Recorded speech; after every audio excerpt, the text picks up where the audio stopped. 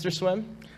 I'm just looking forward to the culmination of this long day and seeing who goes home with this prize. Absolutely. We're just getting started right now. So buckle up. We are off to our first match. We're going to kick it over to Alwaysturtle versus greyboxer. Enjoy the show.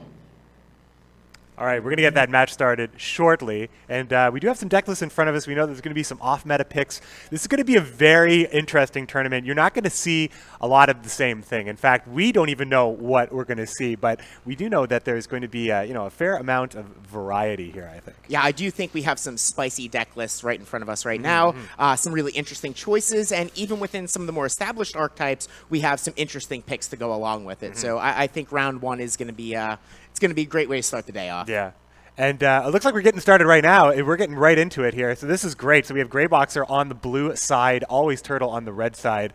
And we are seeing this from the viewpoint of greyboxer, I believe, who's running Radavid armor, I believe. And up top, Alwaysturtle is going to be leading off with Aridin Frost. And so we're just going to get some stuff in front of us here. But this is it. The first play of the first game of the first round of Swiss on a nice temperate February afternoon here in Philadelphia as a Redanian Elite touches down. Some cheers from the crowd here. You might be able to hear it. We are excited to get things going. A great day here for North American Gwent as Caranthir comes and frosts the board, which is going to maybe trigger that Elite. Looks like greyboxer might be okay with that. Yeah, starting off with a very interesting choice to weather the Elite. I think that what's going on here is she realizes that the Elite's going to go off one way or the other. The armor effects are pretty good against Aridin, although Aridin plays much better from the red coin, having a lot of reactive elements to the deck. So I think both players are sort of setting up and getting where they want to be right now.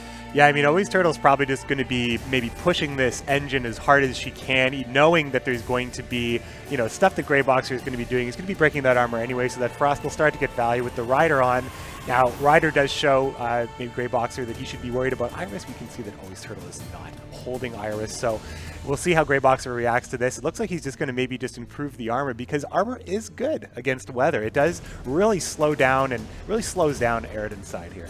Yeah, when you're looking at armor versus the weather decks, it basically equates to actual points. No hesitation here from Turtle with the spicy Igni. First Igni of the day, just crushing that side of the board. Now, she's sitting on even cards with a giant point advantage. This round is certainly leaning towards her at the moment.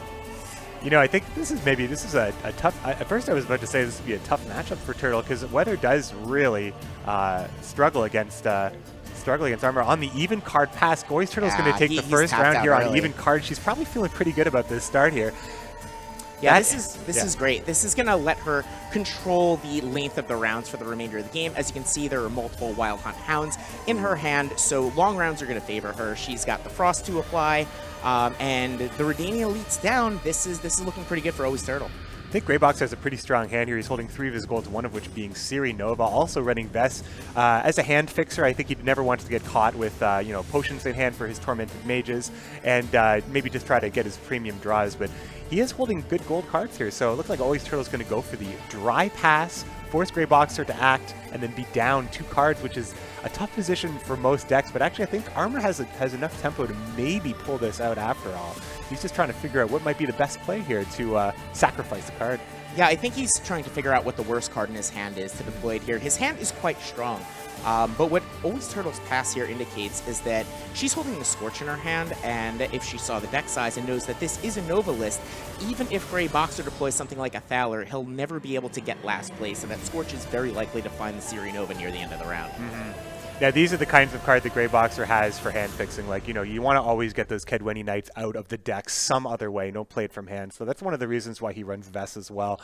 I think maybe she's a little underrated. And a 12 strength silver is, with the capability of actually improving your hand. It does add consistency. It does add a little bit more reliability to a deck that may not have some specific things that they want in hand, like the Thunderbolt Potions, like the Kedweni Knights. I would agree. In this situation, though, greyboxer sort of has an embarrassment of riches. There's not a lot of cards he would want to Vess away in this particular hand, right? The hand just looks very strong. This is basically what he wants to be doing here. An embarrassment of riches. That's awesome, man. I love that. I love that. We're not really talking about Alwaysturtle very much here because we are seeing this from the blue side, but looks like Alwaysturtle is going to get things started here with the Wild Hunt Hounds. Hasn't really had a chance to deploy a lot of Frost here. Started off with Caranthir early, so she'll be able to Frost up the entire board here. So while Armor does very well against weather, weather. The attrition over this long round here with Alwaysturtle having the advantage plus the Scorch, I'm going to say that it probably looks a little bit favored for her. She's just going to go ahead and just thin, get that Frost applied, but Greyboxer has that Death Mold. Yeah, this is the thing. I believe that she is going to be aware of the possibility of a weather clear death mode type of deal. So she jams the 2 Frosts pretty early, just start maximizing the value, particularly against these armors units. You really have to get it down early to get the full value out of it. I wonder if the death mold comes down now, or does he get a little bit greedier with the play and wait for an additional? It looks like he's going to slam it here. I think it's fine because I think that armor can do okay against maybe a single row of Frost. I think that maybe having the multiple rows, especially we see the Drowner, we see Jotun in Alwaysturtle's hand, so there's a lot of movement that Alwaysturtle could really take advantage with the multiple rows of Frost. So now with 1 row, at least Greyboxer can focus more of his damage mitigation, I guess, on that row. Because he does have the ability to pull, there's the Tormented Mage that I was just about to talk about, and looks like he's going to be able to beef up this Siege row, put a little bit of extra armor on that very, very valuable Redanian Knight Elect. So do we think that the Abaya is going to be used to clear off some of the armor, potentially shut down the engine that's gaining 2 points a turn in the back? Oh, it looks like the Jotun comes down and drags everything into the Frost. It's Frost Party now. I mean, Alwaysturtle has a lot of options and answers available, and I think that it should Greyboxer. I think Greyboxer is not going to be able to really apply any more armor here unless Shani is able to. I don't believe, let's just check the list here. Does he have, it's a Nova list, right? So we've already seen the 2 Thunderbolts, and there is no Kira Mets in this particular list. So John Natalis, I believe, is the gold that we are not seeing. So there is no Kira Mets. So I think that the armor, if it's removed at this point, will be removed for good.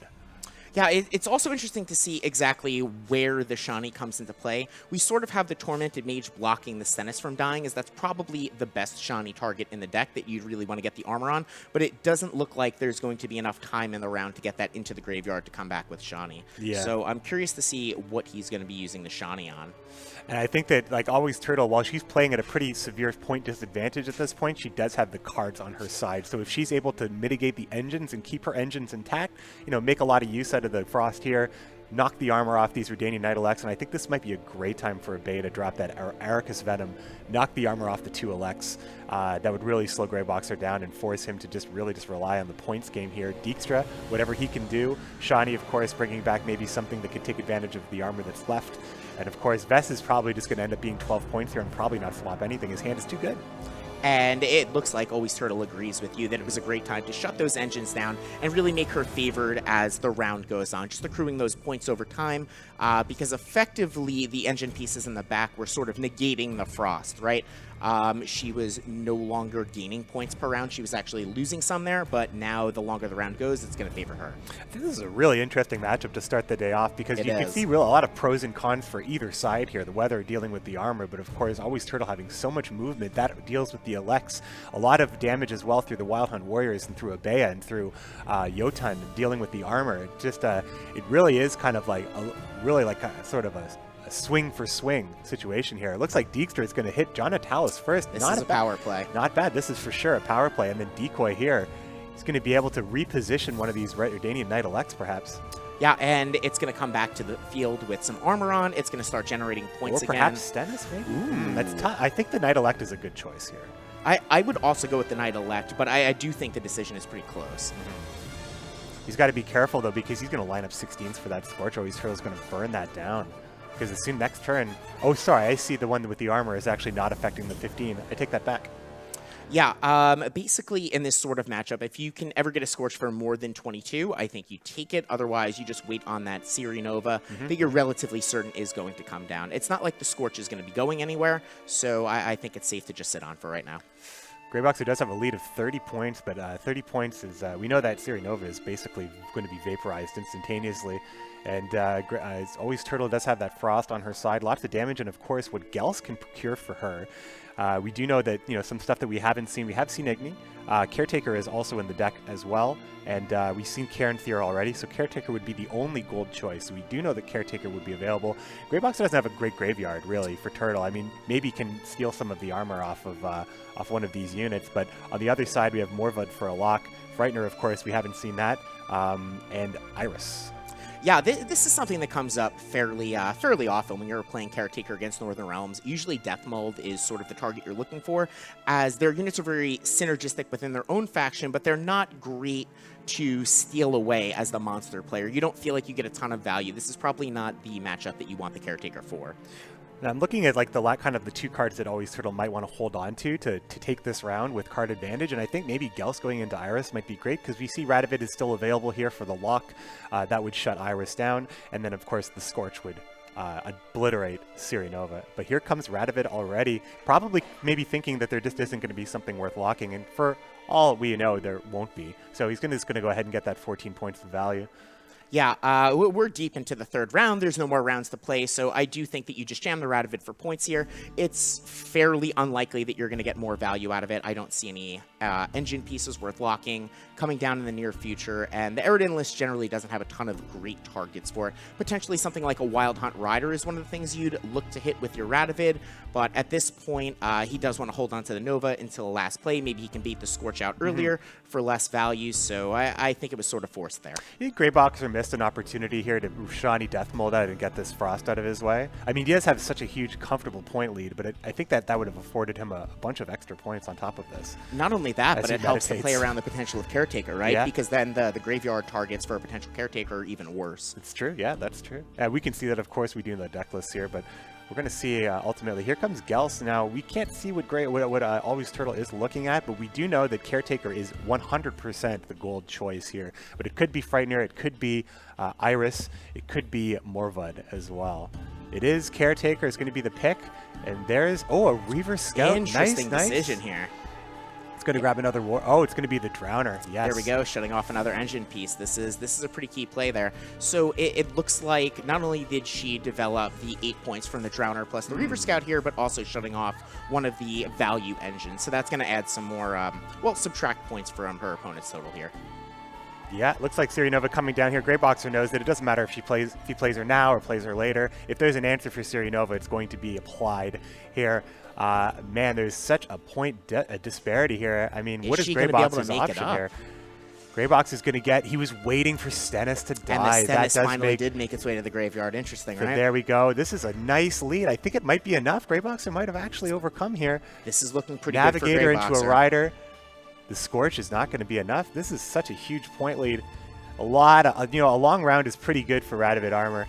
This is going to be Greybox is going to be taking the first round here. First of the round Swiss. of the Wild Now Hunts. this is a best of 3, my friends. So Greyboxer is he's yelling blue coin, baby, blue coin, able to go down, doing a pass on even and still going into round 3 there, down card advantage. But the Radovid Armor list does put out a lot of points, and ultimately the attrition of weather and that sweet Scorch and card advantage wasn't enough for Alwaysturtle to overcome that mountain of points that Greyboxer had built. So now Greyboxer now on match point. These are best of 3 series. We're going to go through these fast and furiously as Alwaysturtle selects the next deck that she's going to be taking into battle here. And it looks like we're taking a look at the Skellige deck. This is also from Greyboxer's perspective, correct? Yep. Yeah, it's 1-0. It's 1-0. So Greyboxer currently has a 1-0 lead. Yeah. The next game that he wins will end the series. Let's see if Alwaysturtle is capable of fighting back, and it does look like Greyboxer is looking at his Skellige list, maybe just refamiliarizing himself with it and getting ready to rock. Ooh, and we're going into a Croc on Crate Mirror. Now, I think these are fairly similar. This would be Greatsword taking on Greatsword here. Greatsword's been kind of having a little bit of a resurgence here in the meta. We've been seeing Greatswords kind of come in. It's a really strong. Ooh, was that a mistake mulligan there by Greyboxer? That was certainly an interesting choice. He can always rely on pulling one out via his leader, I believe, unless he's running the well, he does have the Spear Maiden, so that may have not actually been a mistake there. Whereas Alwaysturtle has opted to keep the Greatswords in hand. There are some variations on these lists here. Both are running Wild Boar of the Sea. Both are running. That may be actually the only. Oh, Coral is also a similarity. But then we have Hyman Royal Decree on Greyboxer's side. On Alwaysturtle's side, Geralt Igni and Vesemir Mentor also running Mandrake, which is becoming a very popular choice. Vesemir Mentor and Mandrake, not just a Nilfgaard thing anymore, Joe. So I'm curious, McBeard, do you think these corals are going to come down early to try and shut down the Greatsword engines, or is this something that you would prefer to save for a very late round play for a massive point swing? What would you value more here? This is a tough one for me, really. I mean, I've played against a lot of Greatsword, but the Greatsword mirror is very interesting because it's going to be who's going to get their engine to go off the most, because it's all about that late Freya and like the biggest Greatsword you can muster. So greyboxer there highlighting Coral and Heim. He has a pretty good hand, but of course Alwaysturtle also stacked with 3 golds here. Gonna get the wild boar coming out here. Both players do have that Coral option. I think Coral should be used maybe a little bit later in this round, but it may be kind of a game of chicken here, is when you're going to play Coral, maybe to get ahead on the round, but also deny the large Greatsword. When is another player going to be playing that second Greatsword? Are they going to hold on to it? It looks like Greybox is going to be going Spear Maiden here. Yeah, it's very interesting here. I also agree that it's going to be a game of chicken with the corals, and as we can see, both players are holding Freyas in their hand, so neither player is capable of going super, super deep into this round. It's interesting when someone's effectively going to tap out. I think they're both looking to get their engines set up, online, rolling, generating points every turn, and that's sort of going to be the determining factor. Mm-hmm. The Runestone might be the wild card here, where the Runestone might be able to maybe lock something up. Maybe you can get Donar, maybe even swipe something out of the grave. It looks like Alwaysturtle is going to go for the Runestone as if her ears were burning here. Restore Darren and Dragbondu. Darren is a nice pick here. Yes, this Darren is going to grow tremendously. Now I wonder if how this Coral is going to look here, because that Darren is now in the game, right? That Darren is going to be in the graveyard. That Darren might come out later to haunt Greyboxer. Yeah, that might beat the Coral out here to allow her Greatswords to not get hit by it later in the game. That's certainly a game-changing card here, and it's going to be very, very powerful in this round 1. Greyboxer looking to get one of his boats out here, so more damage is going to go on to help out the Greatswords, but he is going to have to deal with the fact that Darren is going to grow with each tick of the engine. Now, his engine pieces combined are going to outpower Darren, but of course, Alwaysturtle also running. There goes the Coral. There's the Coral, so that answers the first question of where Alwaysturtle is going to see the most value in Coral. One Greatsword at 8, the other Greatsword doesn't exist anymore. Meanwhile, Alwaysturtle, now Greyboxer can maybe respond in kind or just wait a little bit longer, but dealing with that Greatsword is probably ultimately in Greyboxer's sights. Yeah, that was a very key play there, and it also generated a large gap for her. She's now ahead by 14 points. Maybe there's a potential that she was trying to generate this point gap as a way to pass, get out of the round, potentially up a card. So I'm curious to see what her strategy going further in this round is. Greyboxer is thinking about maybe playing that Spear Maiden and perhaps building, getting another ship out. He does have the 2 Freyas, so they're both holding 2 Freyas, so they're both probably like, I don't really want this round to go too much longer, because spending a Freya at this point is not in their best interests. I don't even know if there's any options. 0 cards in Greybox's graveyard, and Alwaysturtle just has the 1 as well. So as she quickly drops her Krachon Crate, which is going to be grabbing the other Greatsword, she is running 3 Greatswords. Both players are.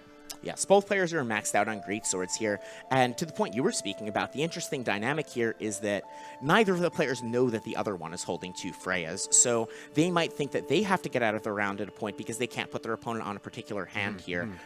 So the length of this round, I think, is going to be fairly telling towards the rest of the game. We see Turtle holding on to 1 more Greatsword. Do you think she wants to deploy that and get that rocking as well, or do you think that 2 Greatswords is sufficient here? Well, I think if you play the 3rd Greatsword, you make Greyboxer sweat a little bit. He's behind on points, and now you've got 3 engine pieces ticking. Coral is still in Greyboxer's hand, but he can only target 1 of those Greatswords.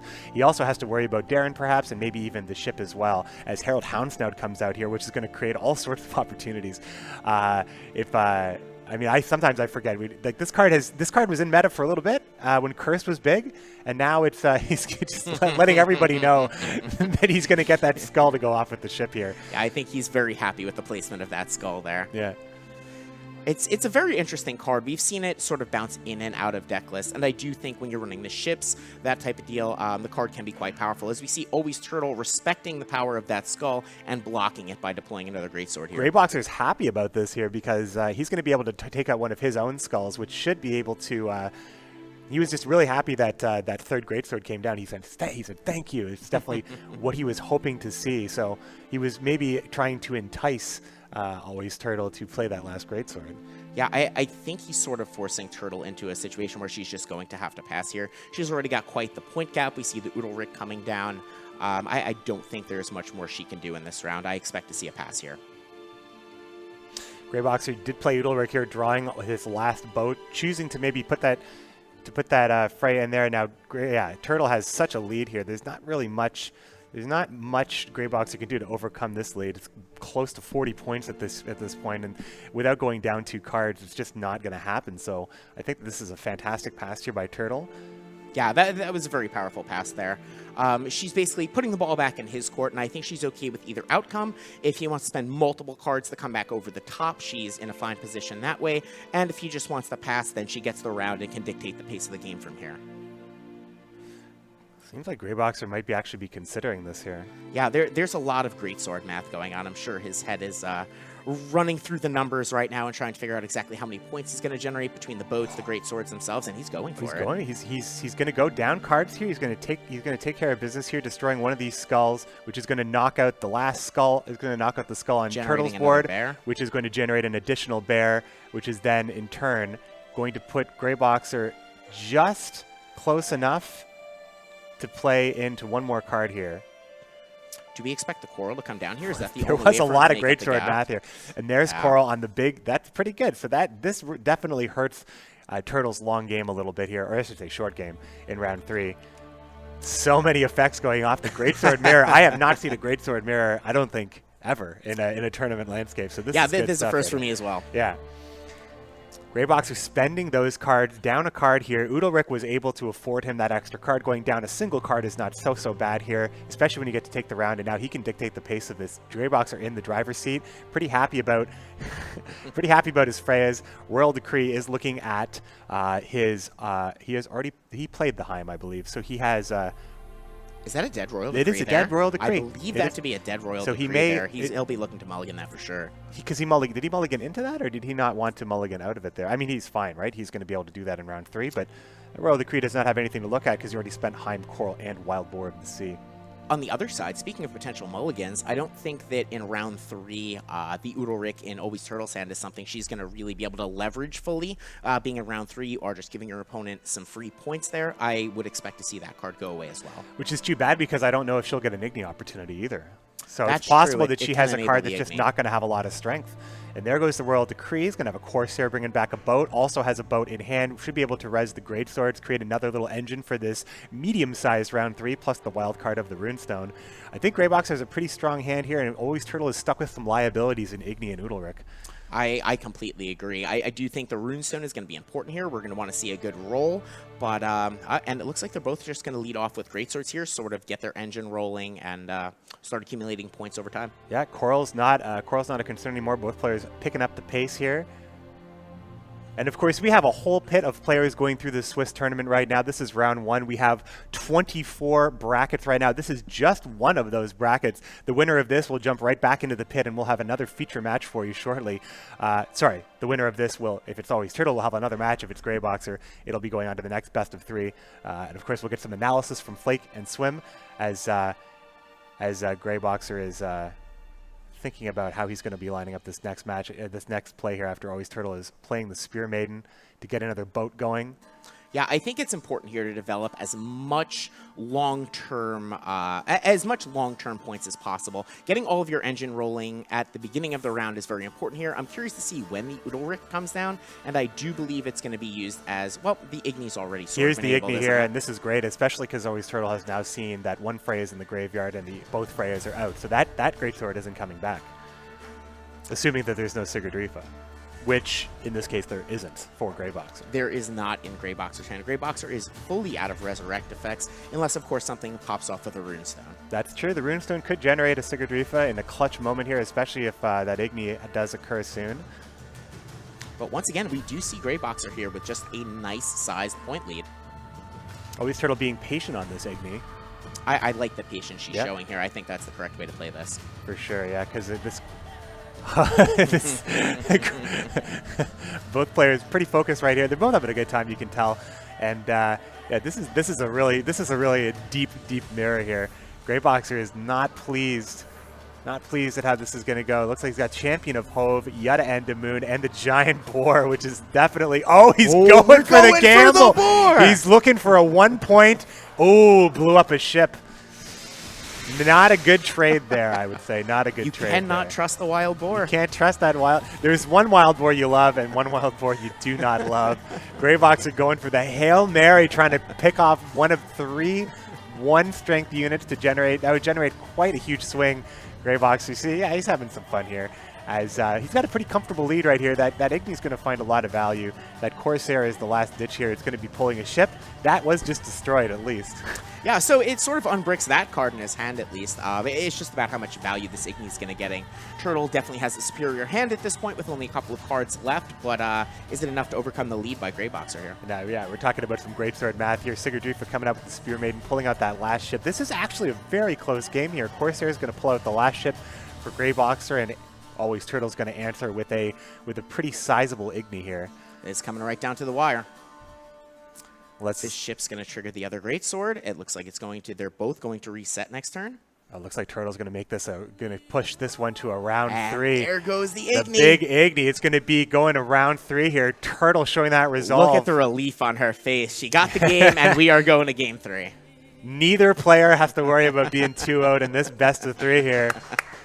Lots of applause here. Everybody's pretty happy to be here. This is a sizable crowd here. I'm sure we're gonna get a nice shot of the facility here. Really great stuff happening here at Nerd Street Gamers here live for Wild Hunt Tournament in Philadelphia. Thanks so much for joining us here.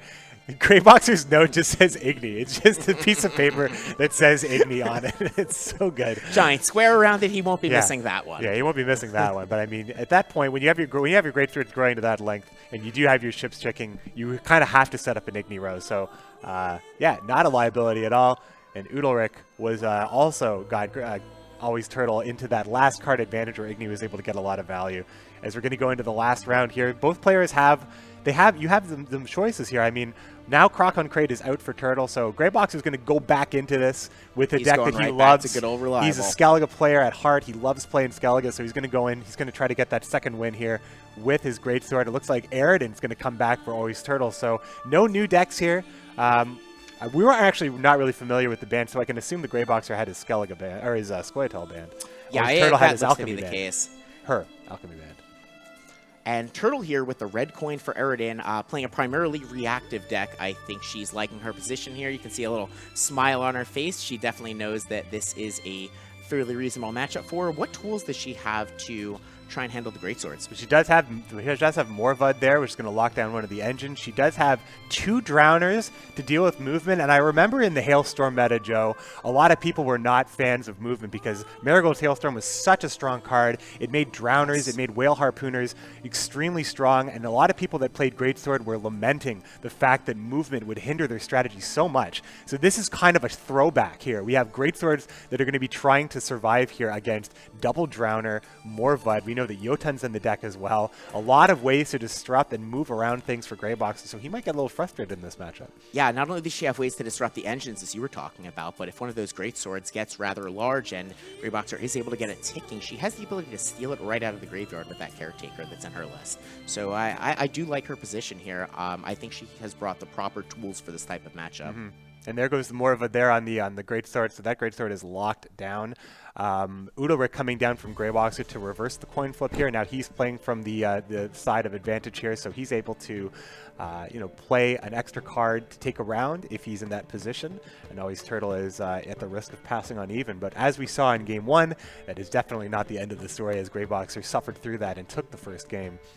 It's certainly not the end of the story, and interestingly enough, both of these decks historically like to play a longer round 3 as both of them rely on getting value over time. So I'm curious to see which deck is going to come out on top because they're both sort of playing towards the same endgame strategy here. But it's interesting, Greyboxer can use Alwaysturtle's strategy against her in that the Greatswords like to be hurt. So that Greatsword placed right into the frost here is going to grow, and Greyboxer, who already had to put a ship in the graveyard, doesn't have to worry about that ship engine ticking. The Greatsword is just going to get the job done. Likes the cold a little bit. Maybe another Philadelphia native, perhaps.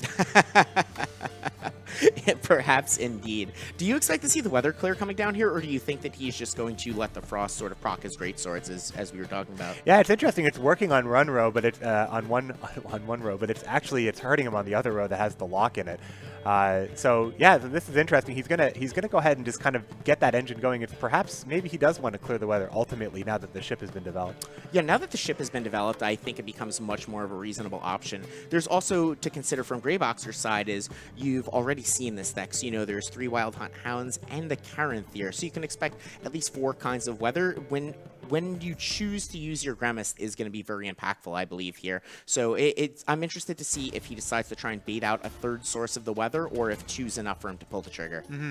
I'm a big fan of weather clears in the current meta because sometimes you run into Axemen, sometimes you run into people running gold weather. So when it comes down to playing weather clears, I tend to feel like the crucial time to play that might be in round 3, where it can cost you the game, instead of round 1, where you can kind of plan ahead.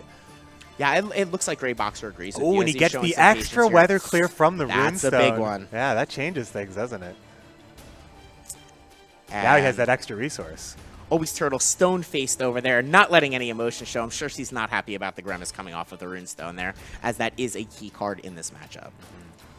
So denying the weather, but also greyboxer setting up that engine. So in this situation, the weather clear, the greatsword still gets the tick.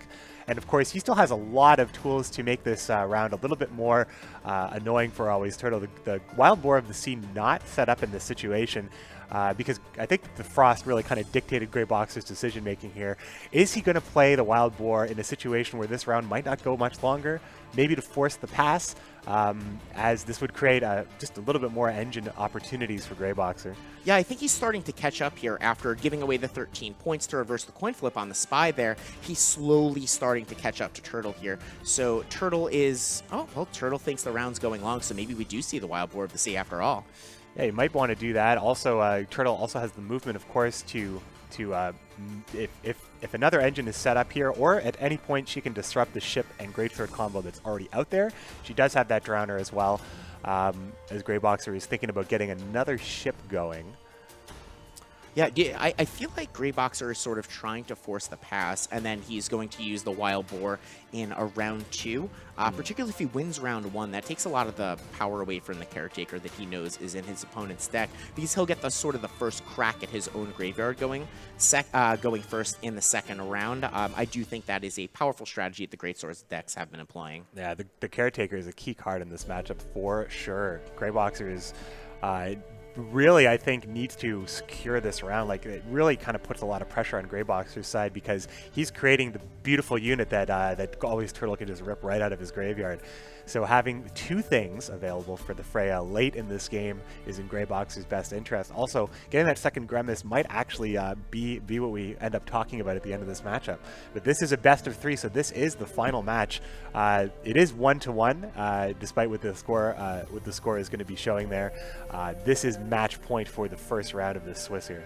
Yes, this is a do-or-die moment for both players here.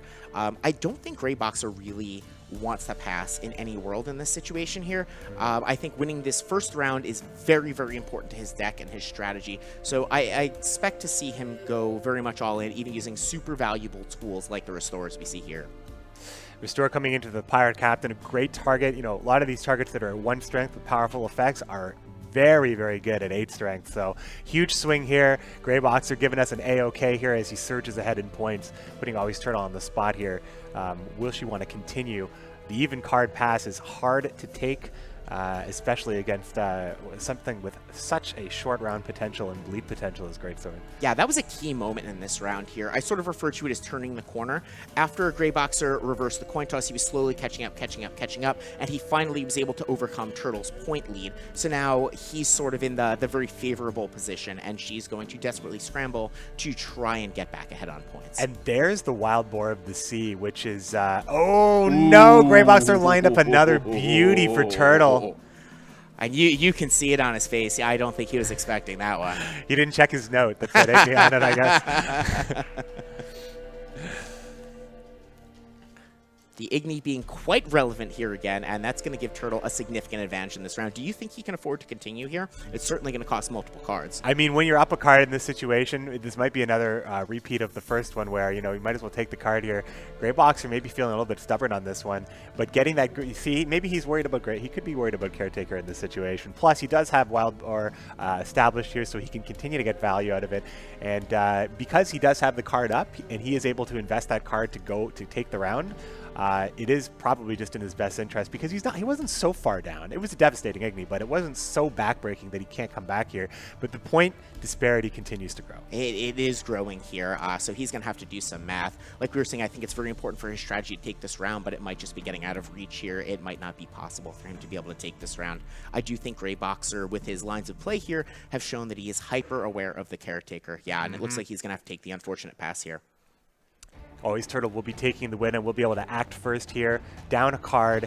Will she just go for the open pass, allowing Greyboxer to get that Greatsword out of the graveyard in an early round 3, or is she going to push? I mean, that Caretaker play is such a high-tempo play. You might just consider doing that and passing. Frightener is in the hand now, so I think that this round will at least have one card play. Yeah, I think this is the round where you want to develop the Frightener, and the other card of note in her hand is the Iris. The Iris sort of incentivizes at least a medium-sized round. You really want enough bodies on board to get the full effect out of the Iris, so I'm interested to see how she decides to play this from here. Yeah, Frightener is a huge draw here. It's going to equalize things on cards going into round 3. Greyboxer will have to act first.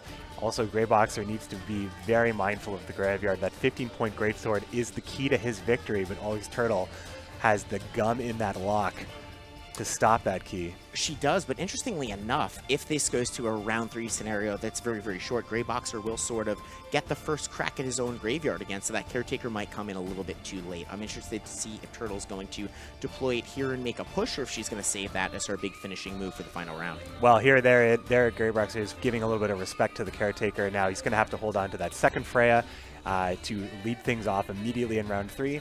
I wouldn't say Alwaysturtle. Now, there was an opportunity there for Alwaysturtle to lead off with Caretaker, knowing that she was going to continue to play into this round anyway and play Frightener, knowing that Udalryk was already played. There wouldn't be any counter spy action. There may have been a missed opportunity to lead off with Caretaker there. That's certainly one point. The counterpoint to that is that she knows she's giving her opponent 13 points there from the spy, so it's sort of going to be hard to catch up and play the tempo game after making such a negative tempo play for the first part of the round. That is true. Also, Greyboxer does have a 10-strength Greatsword in the graveyard as well, so ultimately it's just kind of pushing 5 points out of Greyboxer's graveyard overall. But now Alwaysturtle has the option to take it, but I think Greyboxer is going to lead right off with this Freya or get punished for it. Was that a mulligan of the Coral that we just saw? He doesn't have Coral in his hand, so I thought it was in the hand. Yeah. That's a very interesting choice here. Eridan's not exactly known for having the largest high-strength individual units. I'm curious to see how that plays out. I think Heim is going to definitely give him some more to work with here. Oh, he's going to lead off with Heim first, so now this is going to be a Caretaker risk. Greyboxer might get a little bit of punishment for this one if Alwaysturtle is able to capitalize. Is he going for his own deck here, or is he going to chance it to create and see what's in Turtle's deck? What do you hope to get from Turtle's deck here? Well, it doesn't look like you have a great way to deal with something like an Iris. The Yotune's not going to help. Maybe if there was something like an Alghoul, it would be reasonable. Greyboxer not really happy with what he sees here. Those are not great options here. This is an extremely low tempo here. The Iris pick is so spicy here. Yeah. Now he's going to have to actively work to try and get that Iris down to get the full value out of it. That could be the deciding point in this round. I think that the fact that he is leaving Alwaysturtle open to play Caretaker on the 15-point Greatsword is a big deal there. Alwaysturtle is going to capitalize. This is some punishment here for Greyboxer not playing. Here's Freya. Oh, Greyboxer is going to throw it away. And Alwaysturtle will advance in the first round of the Swiss here. Joe, that was a pretty good mirror. Pretty good game, pretty good matchup overall. That was a great match to watch, McBeard. Yeah. And Alwaysturtle showing that she's got some boxing skills as well. Yeah, taking down the Greyboxer himself. Taking down the Greyboxer. It was a good round. It was good best of 3. Both players took a win there.